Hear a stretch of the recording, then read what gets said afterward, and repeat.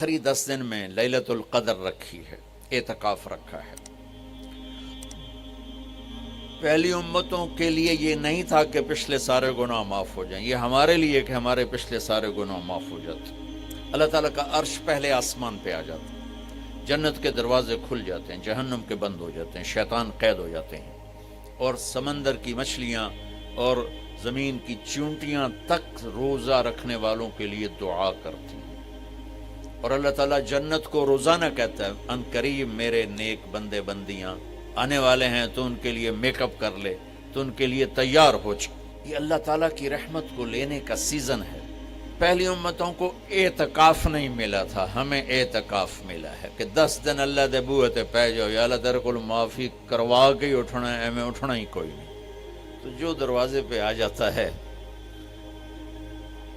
آدمی اسے معاف کر ہی دیتا ہے۔ کوئی بہت ہی سخت دل والا ہو تو معاف نہ کرے، ورنہ بڑے سے بڑے غصے والے بھی کہتا اچھا جی جاؤ معاف کیتا۔ اس میں ایک لیلۃ القدر ہے، وہ بعد میں بات کرتا ہوں۔ پھر اللہ تعالیٰ نے اس میں غریب آدمی کی کہ روزے اچھے گزر جائیں، عید اچھی گزر جائے، اس کے لیے اللہ تعالیٰ نے صدقہ فطر رکھا ہے۔ ہم اسے عید کے ساتھ جوڑ دیتے، پہلی رمضان سے دینا چاہیے تاکہ غریب اپنا کوئی روزہ تو رکھ سکے۔ پہلے رمضان سے 29 رمضان تک جب مرضی دے دیں، اور اگر وہ فطرانہ ادا نہیں کرتا تو اس کے روزے اس کے سر کے اوپر سے بھی نہیں جاتے، وہیں کھڑے رہتے ہیں۔ اور عام طور پر یہاں اخبار میں ٹی وی پر گندم کے لحاظ سے آتا ہے 2 سیر کڑک دے دو، وہ تھوڑے سے پیسے ہیں، 100-200 روپے ہے۔ میں آپ کو آپ سب مالدار لوگ بیٹھے ہیں، میں آپ کو اپنے نبی کا صدقہ فطر بتاتا ہوں کہ آپ کیا دیتے تھے۔ آپ کشمش دیتے تھے، کھجور دیتے تھے، جو بھی دیے ہیں۔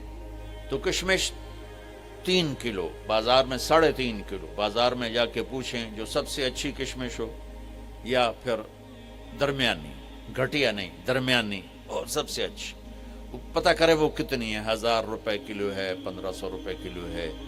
آپ کے گھر کے 4 افراد ہیں تو ایک گھر سے 6000 روپیہ غریب کو جائے گا۔ آج تو 6000 میں ایک ہفتہ نہیں گزرتا۔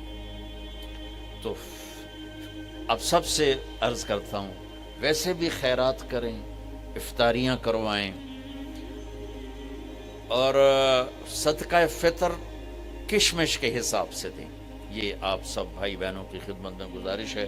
اللہ نے آپ کو رزق دیا، خرچ کریں، یہی آپ کے ساتھ جائے گا، باقی سارا ادھر ہی رہ جائے گا۔ لیلۃ القدر، انا انزلناہ فی لیلۃ القدر وما ادراک ما لیلۃ القدر لیلۃ القدر خیر من 1000 شہر تنزل الملائکۃ فیہا باذن ربہم من کل امر سلام ہی حتی مطلع الفجر۔ ہم نے قرآن کو لیلۃ القدر میں اتارا، تمہیں کیا خبر کہ لیلۃ القدر کیا ہے؟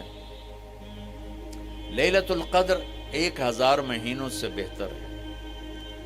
اس میں فرشتے اترتے ہیں اور یہ صبح تک رہتی ہے۔ لفظ قدر عربی میں اس کا ایک مطلب ہے قیمت۔ سبحان اللہ۔ تو اللہ نے کہا میں تمہیں بتاؤں، آپ سب تاجر بیٹھے ہو، لیلۃ القدر کی قیمت کیا ہے؟ 1000 مہینوں سے بہتر ہے، 1000 مہینوں سے بہتر ہے۔ اب 1 روپے پر 1000 نفع لے سکتے ہیں؟ دنیا میں کوئی ایسا کاروبار ہے؟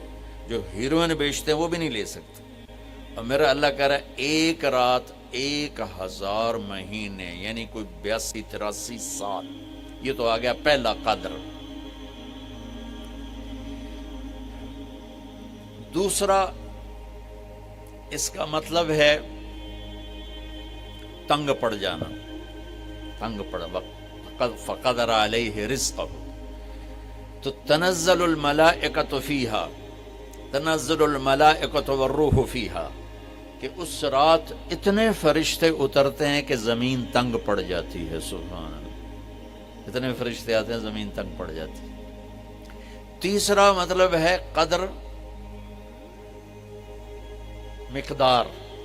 مقدار کو، تو اللہ تعالیٰ نے اس کا آخری مطلب بھی بتایا، سلام ہی حتی مطلع الفجر، کہ کہ یہ فجر کی نماز تک، فجر کی اذان تک یہ رہتی ہے۔ 3 مطلب ہیں قدر کے، تینوں اللہ نے قرآن میں کور کیے۔ قیمت کیا ہے؟ 1000 مہینوں سے بہتر۔ تنگی کیا ہے؟ فرشتوں سے زمین بھر جاتی ہے۔ مقدار کیا ہے؟ صبح صادق۔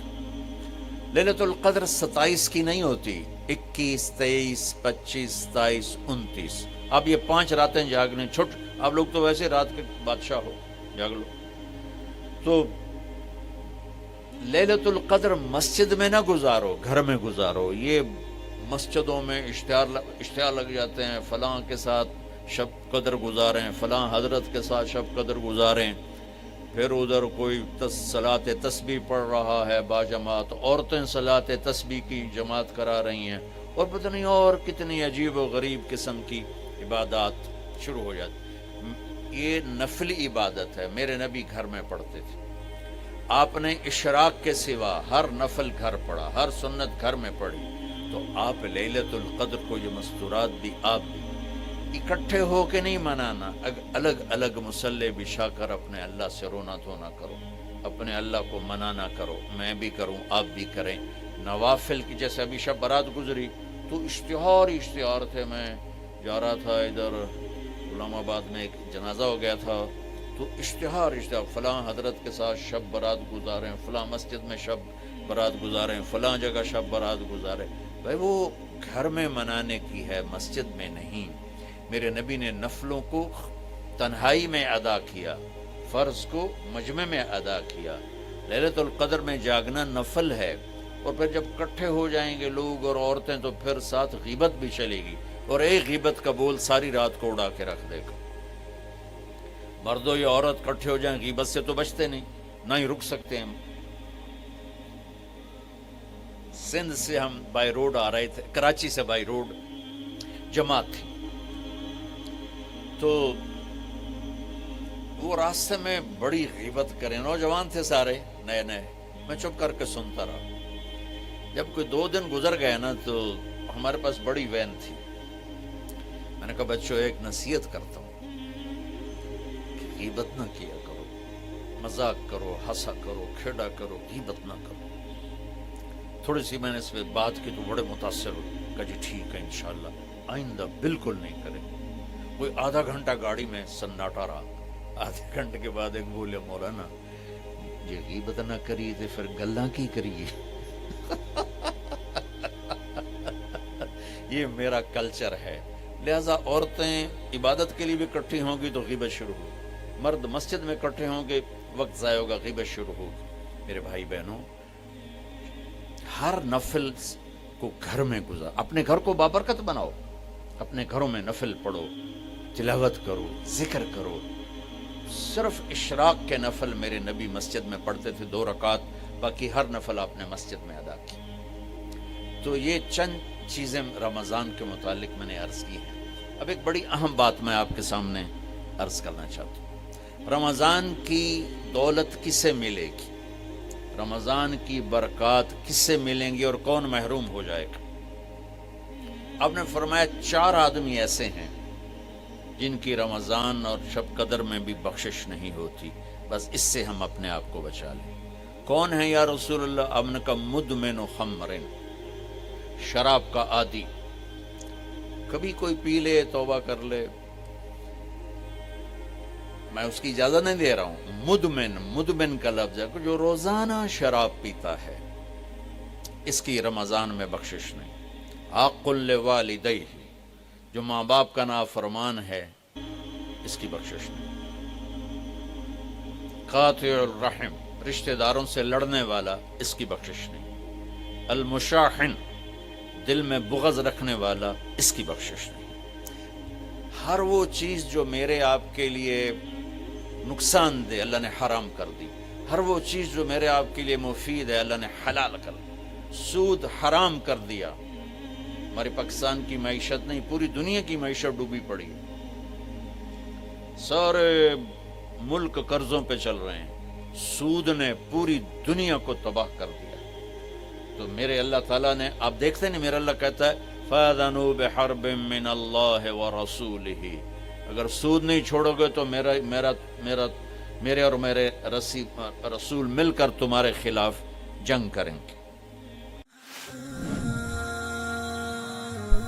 آئیں مل کر بھوک مٹائیں، بجھے ہوئے چولہے پھر سے جلائیں، غذائی قلت کے شکار ہزاروں افراد آپ کی مدد کے منتظر ہیں۔